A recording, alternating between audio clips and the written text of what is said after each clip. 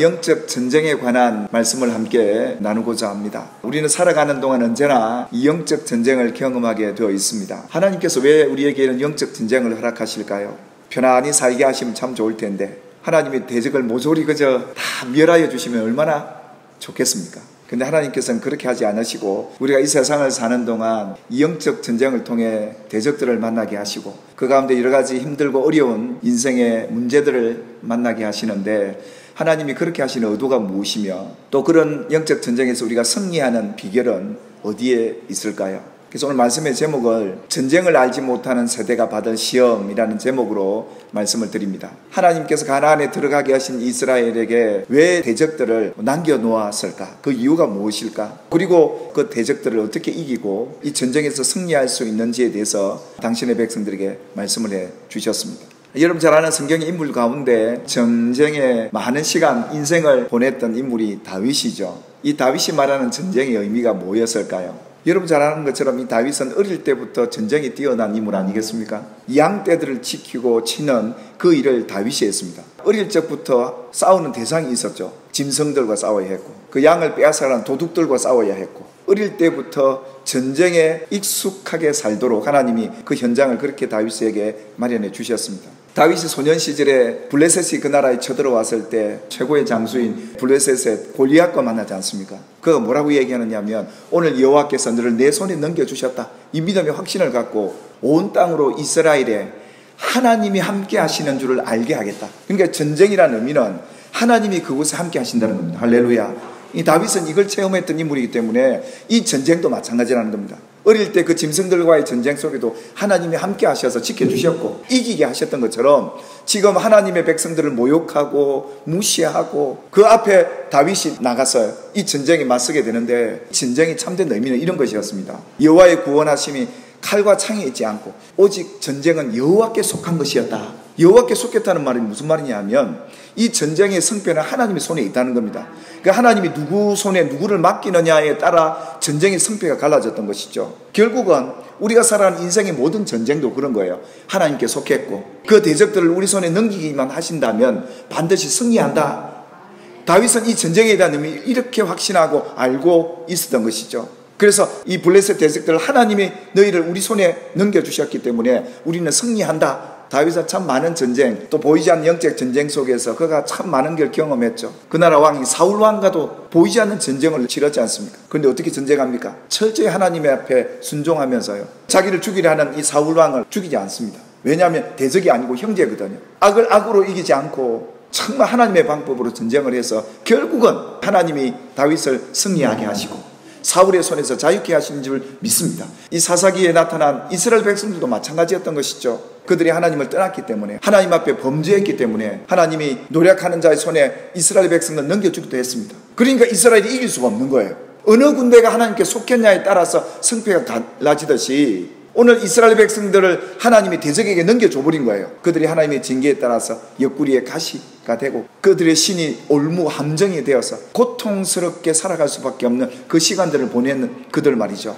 결국은 하나님은 그 백성들을 하나님께로 돌아오도록 하기 위해 이런 전쟁을 통해서 고통을 받게 했더라 이겁니다. 또한 이 이유뿐만 아니라 하나님이 우리 곁에 이 대적을 남겨두고 왜 이 전쟁을 하도록 하셨을까? 그 두 번째 이유가 오늘 본문 1절 2절에 나오는데요. 여호와께서 가나안의 모든 전쟁들을 알지 못하는 이스라엘을 시험하려고 2절에 보니까 이스라엘 자손의 세대 중에 아직 전쟁을 알지 못하는 자들 전쟁을 가르쳐 알게 하려고 대적들 이들과 전쟁을 하도록 하나님이 하셨던 겁니다. 전쟁을 경험해 보지 않는 세대들 대적들로 인하여 병들고 고통받고 두려움 속에 있어야 하는 그런 시간들을 모르는 그 세대들을 위해서 이 전쟁을 가르쳐 주려고요. 이 세상에 사는 동안 하나님이 우리에게 이 전쟁을 가르치려는 목적이 뭘까요? 시험에서 하나님의 도에 순종하는가 그렇지 않는가를 보류하셨거든요.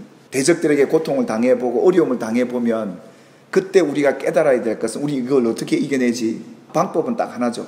하나님의 말씀에 하나님의 뜻에 순종하면 이기고 많은 것을 얻게 되지만 하나님 앞에 순종하지 않으면 패하게 되고 그래서 하나님은 이것을 시험하시려고 대적들을 남겨두어서 이 전쟁을 치르도록 하나님이 하셨던 거예요.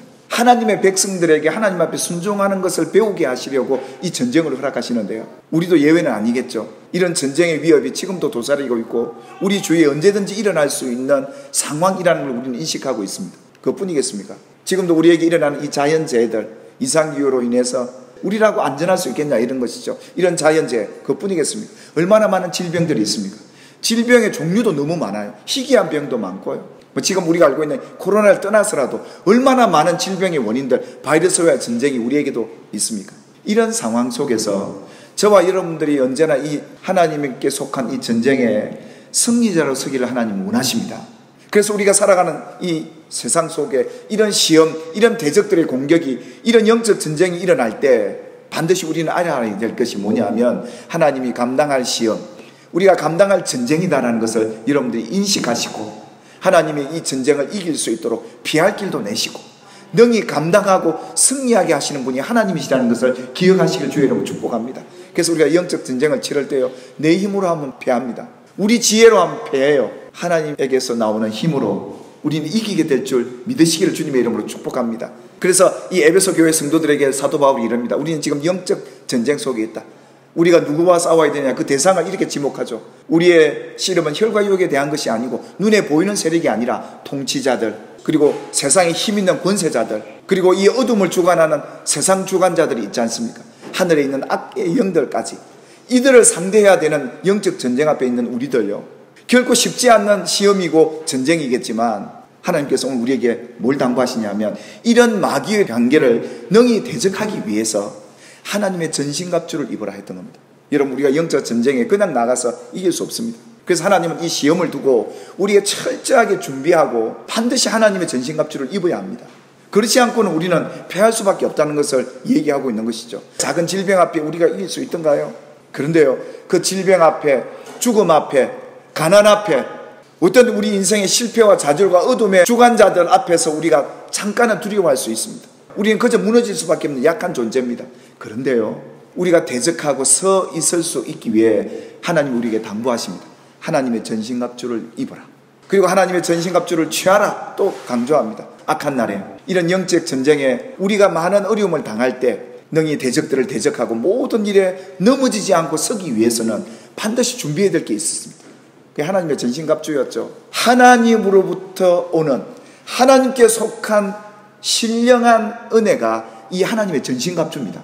머리로부터 오면 구원의 투구, 그리고 가슴에는 의의 흉배, 이 진리의 허리띠, 그리고 성령의 금, 하나님의 말씀, 신발도 화평의 신발, 우리가 어디를 가든지 화평을 만들어내는 신발을 신어야 돼요. 또 이 믿음의 방패, 적들이 공격해 올 때 여러분 뭘 갖고 맞겠습니까? 하나님이 내게 주신 약속의 말씀과 하나님이 나와 함께한다, 하나님이 나를 이기게 하신다, 이 믿음의 방패를 갖고 언제나 깨어서 너희가 기도하되 너희뿐만 아니라 옆에 있는 성도들을 위해서 중보하고 말씀이 말씀되게 하도록 기도하고 하나님으로부터 주어지는 은혜와 능력을 입기 위해서는 이런 부분들이 필요해요.